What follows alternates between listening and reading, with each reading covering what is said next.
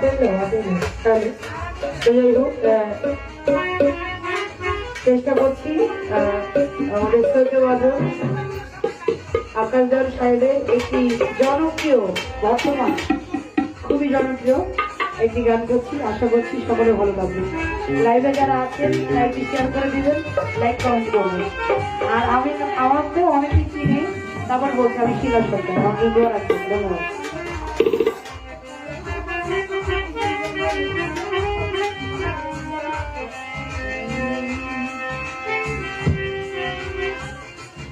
কেন এত